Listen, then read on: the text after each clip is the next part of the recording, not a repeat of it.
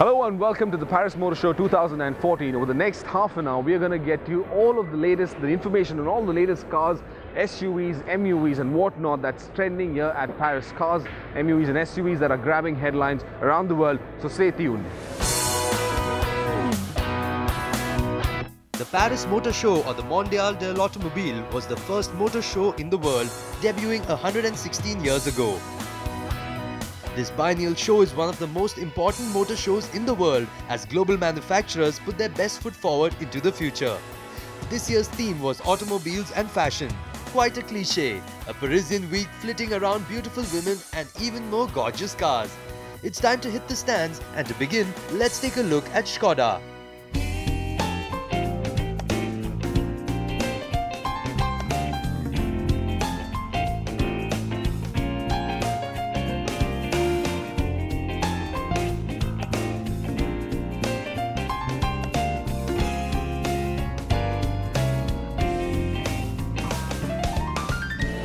This is the all-new Škoda Fabia, the third generation model.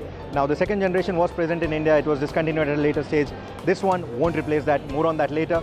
Now as you can see, it's an all-new car, all-new design. It looks inspired from the Škoda Octavia that we have in India. A very sophisticated design, but the vehicle is quite young at heart. The kind of colors that you have, the color combinations that they have on offer, both inside and outside, are simply stunning, and it makes the car look very sporty, very young. The equipment levels again are quite high.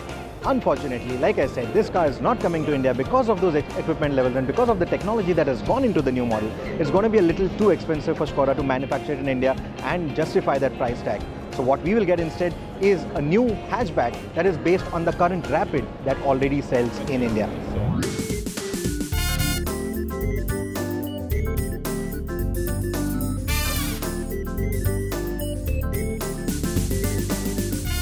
So we are at the Volkswagen exhibit, quite a few new cars being unveiled here today. The most important though is this new Passat. It's the 8th generation, or the Passat B8. As you can see, an all-new design, and it's also going to get a new range of engines, fuel-efficient engines, and for the first time, the Passat in the European markets is going to now get a plug-in hybrid. That's the one I'm standing next to. It's called the Passat GTE. However, that's not coming to India, but the regular Passat is. And we are going to be driving this car very soon. So just stay tuned to Overdrive and CNBC. In a few days from now, we are going to give you a complete lowdown on the new Passat that's coming to the Indian shores.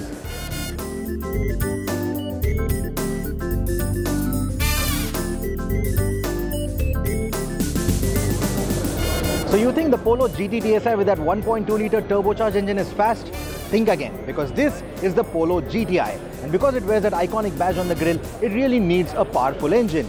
So under the hood is a 1.8-litre turbocharged TSI mill that puts out 192 PS of power. And that sort of power is enough to catapult this car from 0 to 100 km an hour in just 6.7 seconds. And top speed, 236 km an hour. This engine is being offered with two gearbox choices. There's a 7-speed dual-clutch automatic and a 6-speed manual. And Volkswagen claims that despite all this power, the vehicle can deliver a fuel economy of over 17 kilometers to a litre. Very interesting, but unfortunately, not coming to India.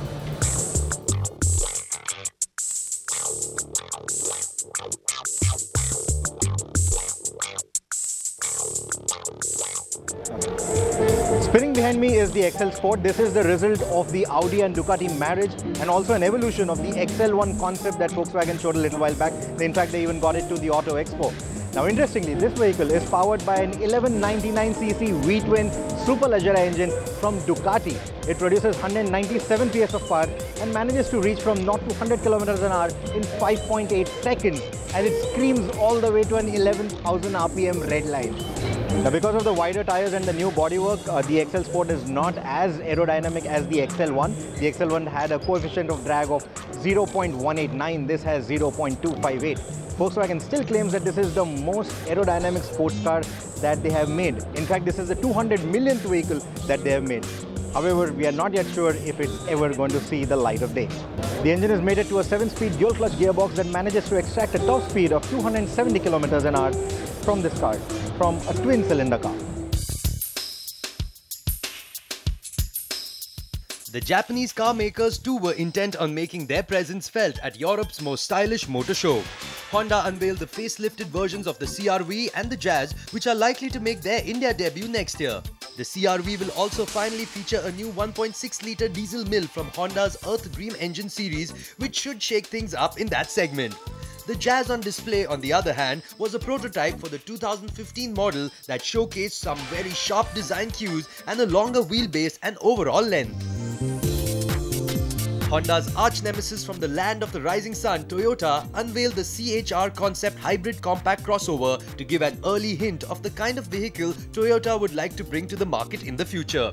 This sporty SUV recaptures the design ingenuity that produced the original RAV4, introduces the next generation of the hybrid technology that was first realized in the Prius, and is, believe it or not, inspired by the GT86 sports car. The Japanese car maker with closer home ties, Suzuki, unveiled the all-new Vitara. The production version of the Suzuki IV4 concept finally made its world debut at the 2014 Paris Motor Show. As expected, unlike the early concept which featured striking elements, the production-ready model looks a bit watered down. The new Vitara is powered by the M16, a 1.6-litre petrol engine, and the D16AA, a 1.6-litre diesel engine. The Vitara will be a predominantly front-wheel driven car, but Suzuki will offer the all-grip, all-wheel drive system as an optional extra. This will be one of the 4 SUVs coming to India in the near future, boosting Maruti's SUV India lineup.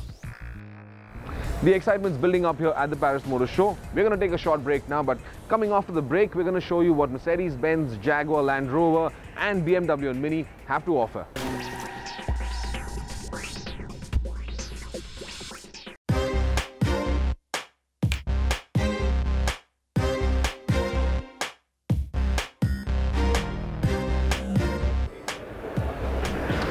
Welcome back to the Paris Motor Show 2014, and we're standing right next to one of the most important cars at the Paris Motor Show for Europe and for India as well. Now, we've recently shown you the XC, the compact sedan that's coming from Jaguar to India and of course the rest of the world as well. If I'm not mistaken, I mentioned earlier that the XC will be coming down in 2015. I stand corrected. The XC is expected in India early part of 2016. Nonetheless, what we've shown you previously was the XCS variant, which is a slightly sportier variant, but this here is the standard, the basic variant. In fact, this variant right next to me, the XC, is the Eco version, which is the bare minimum XC that you could buy in the market. Now, is this variant coming down to India? We're not sure, but yes, the rest of the variants, the 3 variants that Jaguar sells in India will of course be there. What's unique to the XC Eco variant, of course, that it's a stripped down variant. A lot of the features, a lot of the interior spec has been trimmed down for fleet sales in Europe. That also makes this a lighter car, a little more efficient as well than the standard XC, and whether this car will come down to India, we aren't entirely sure. What we do know, like I said, is that the 3 variants, the standard 3 variants that Jaguar already offers in India, and the rest of the cars will be available with the XC. Quite excited to see this car, but before the XC comes down to India, let me give you a short look at another car that's expected in early 2015, or rather the first half of 2015, and that's the Discovery Sport.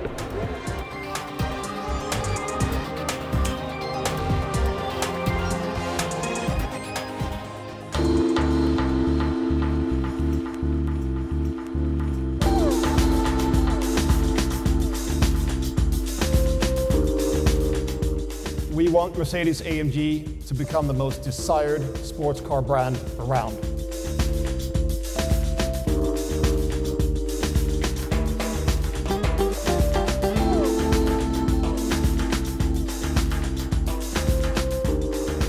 We're now at the Mercedes-Benz Pavilion, which is getting a lot of interest, principally because they've got a lot of new models expected in 2015 that's going to come to global markets as well as the domestic one in India. And what's of interest to us, of course, are several new cars that are coming down there. The new CLA, the new B-Class, the new AMG GT, and of course, let's not forget the most important of all, the C-Class. So let me quickly take you through this pavilion and show you what's new and what's coming to India pretty soon. The first Mercedes was a racing car. Its most recent successor carries this heritage forward in the new AMG GT. The successor to the SLS AMG, the AMG GT was unveiled last month and is the second sports car developed entirely in-house by Mercedes-AMG. Another much more sober-looking but no less potent car on display was the all-new C63 AMG, which has been an overdrive favourite in the past. This new twin-turbo schizophrenic hyper sedan also boasts of being the most fuel-efficient 8-cylinder sedan in the high-performance segment with a claimed fuel consumption figure of 12.2 km per litre. Mercedes-Benz also showcased the all-new B-Class, which we won't divulge much about right now. Expect Overdrive to drive it very soon, so stay tuned for the details.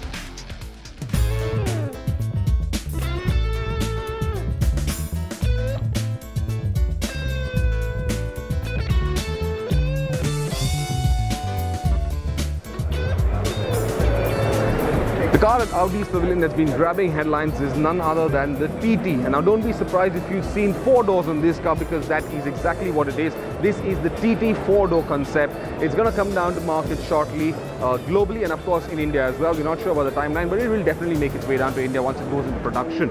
And what's special about this car is, of course, that it's built on the A3 platform. So that's the A3 sedan. It's the same platform. That means you get the same wheelbase, and because of that, you get a lot of space inside the car, which will seat 4 people in reasonably good comfort. The other highlight about this car is, of course, its drivetrain. You get a 2-litre TFSI petrol engine, which delivers about 400 bhp of max power and makes it one of the most powerful TTs to ever come into, that could probably come down to production. We're looking forward to it, but here's take a closer look at what all this car has to offer, details and styling included.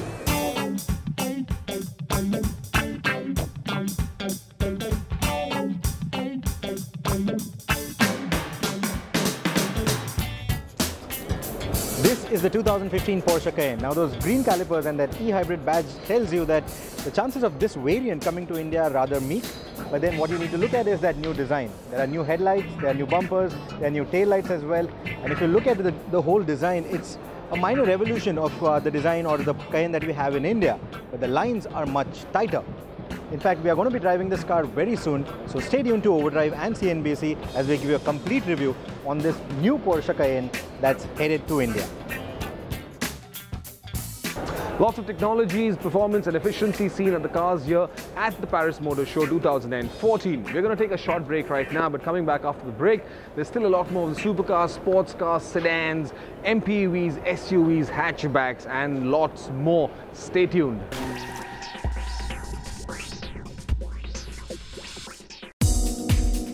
Welcome back. Team Overdrive is in Paris for the 2014 Paris Motor Show, and we've saved the best for now.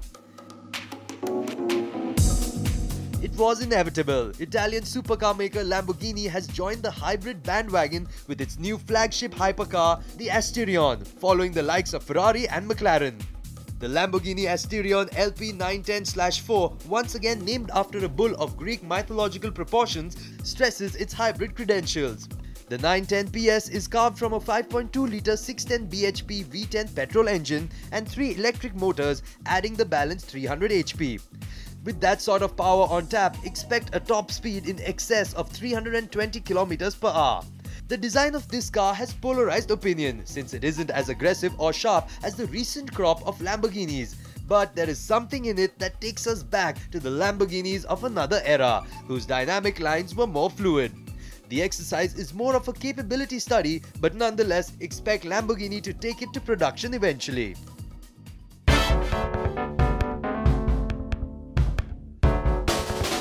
Not to be left behind, Lamborghini's arch-Italian nemesis showcased the 458 Speciale A, the most powerful Ferrari convertible ever.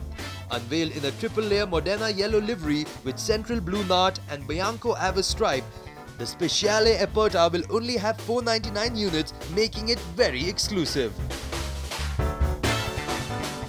From across the pond, Jeep came to the Paris Motor Show with the Renegade making its European debut. Close by at Fiat's pavilion stood the 500X, a surprise release of a new crossover model from Fiat. But under the skin, the two SUVs shared the same platform. Both are based on a new Fiat Chrysler platform called the Long Wheelbase 4x4.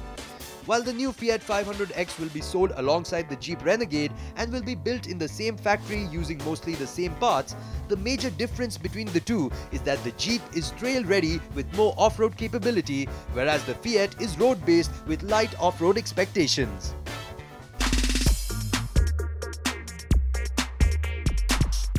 After debuting it at the Concours d'Elegance Villa d'Este earlier this year, Mini brought the stunning Superleggera Vision concept to attend this year's Paris Motor Show. The concept wears carbon fiber reinforced plastic side sills, a unique rear fin, a carbon fiber front splitter, and power is provided by an electric motor of unspecified output. BMW is still thinking whether to put the concept into production. Mini also showcased a 4-door hardtop, which is essentially a longer version of the 2-door Cooper hatchback with 2 extra doors and 1 additional seat.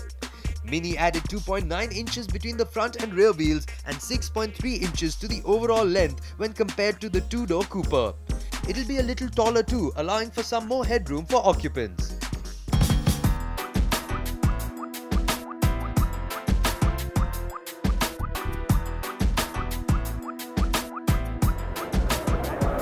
So those are the sights and sounds from Paris Motor Show 2014. The emphasis, of course, is on emerging technologies, getting better connectivity inside the cars, making the world, getting the world closer together, making the cars that we drive come closer to each other.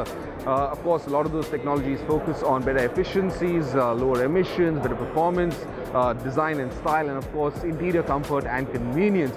But one of the highlights emerging from Paris Motor Show 2014, and one of the highlights at this motor show is the emphasis on lowering emissions and getting better efficiencies. And one of the examples, one of the prime examples, is Renault's EOLabs concept that is right here behind me. Now, this, of course, emulates what Volkswagen did with the XL1 a couple of years ago. So, in short, it delivers about 100-kilometer range on a single liter of fuel. How does it do this? By combining better aerodynamics, a hybrid power plant, and of course, lightweight materials to achieve those results. But I'm not going to say too much about this car because we're going to be driving this, and next week's show will get you a first drive report on what the EOLabs is all about. Of course, it looks nothing like this show car here. That's of course close to production ready. But for the moment, I'm going to leave you with a few sights of the EOLabs. I'm going to say bye to you. Here's saying goodbye from the Paris Motor Show 2014.